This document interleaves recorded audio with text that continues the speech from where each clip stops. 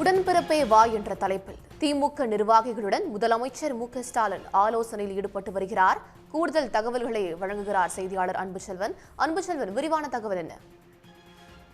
உடன்பிறப்பே வா 1-to-1 சந்திப்பில் முதலமைச்சர் மு.க.ஸ்டாலின் நிர்வாகிகளை தனித்தனியாக சந்தித்து கலந்துரையாடி வருகிறார். அதில் இன்று பொள்ளாச்சி மற்றும் திருச்செங்கோடு நிர்வாகிகளுடன் சந்திப்பானது நடைபெற்றுக் கொண்டிருக்கிறது.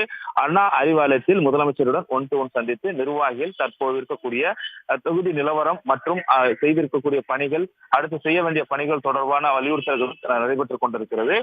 உடன்பிறப்பை பொறுத்தவரை முதலமைச்சர் மு.க.ஸ்டாலின் கடந்த ஜூன் மாதத்திலிருந்து தொடர்ந்து இந்த சந்திப்பு என்பது நடைபெற்றுக் கொண்டிருக்கிறது. அதிலும் குறிப்பாக இன்றையோடு சேர்த்த போது 31 நாட்களில் 69 சட்டமன்ற தொகுதி நிர்வாகிகளை முதலமைச்சர் மு.க.ஸ்டாலின் தனித்தனியாக, அதாவது 1-to-1 என்பது ஒரு நிர்வாகி அமர்ந்திருப்ப அந்த ஒரு நிர்வாகியுடன் நேரடியாக அங்கு நடைபெறக்கூடிய பணிகள் என்னவா நடைபெற்றுக் கொண்டிருக்கிறது.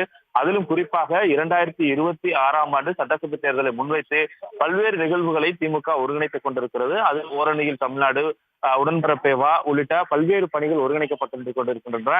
தமிழ்நாடு தலைகுனிய விடமாட்டம் உட்பட பல்வேறு தலைப்புகளில் குறிப்பாக தமிழக அரசினுடைய திட்டங்களை கொண்டு சென்று சேர்ப்பது, அதோடு ஒன்றிய அரசுடைய வஞ்சிக்கக்கூடிய அந்த சூழலில் இருப்பதாக கூறி அதை மக்களிடம் கொண்டு சேர்த்து அறிவுறுத்துவது உள்ளிட்ட பல்வேறு விஷயங்கள் நடைபெற்றுக் கொண்டிருக்கின்றன.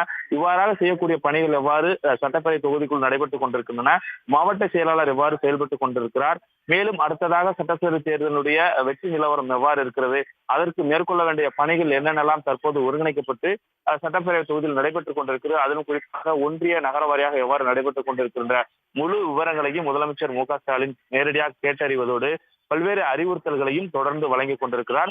ஏதாவது புகார் இருந்தால் அந்த புகாரின் அடிப்படையில் நடவடிக்கைகளும் தொடர்ந்து மேற்கொள்ளப்பட்டுக் கொண்டிருக்கிறது. அந்த அடிப்படையில் பார்க்கும்போது குறிப்பாக 31 நாட்களில் 69 சட்டப்பேரவை தொகுதி நிர்வாகிகளை 1-to-1 சந்தித்திருக்கிறார். அந்த அடிப்படையில் தான் இன்று பொள்ளாச்சி மற்றும் திருச்செங்கோடு சட்டமன்ற சேர்ந்த நிர்வாகிகளை இன்று சந்தித்துக் கொண்டிருக்கிறார். இந்த சந்திப்பானது அண்ணா அறிவாலயத்தில் நடைபெற்றுக் கொண்டிருக்கிறது. விரிவான தகவல்களை வழங்கியமைக்கு நன்றி அன்புசெல்வன்.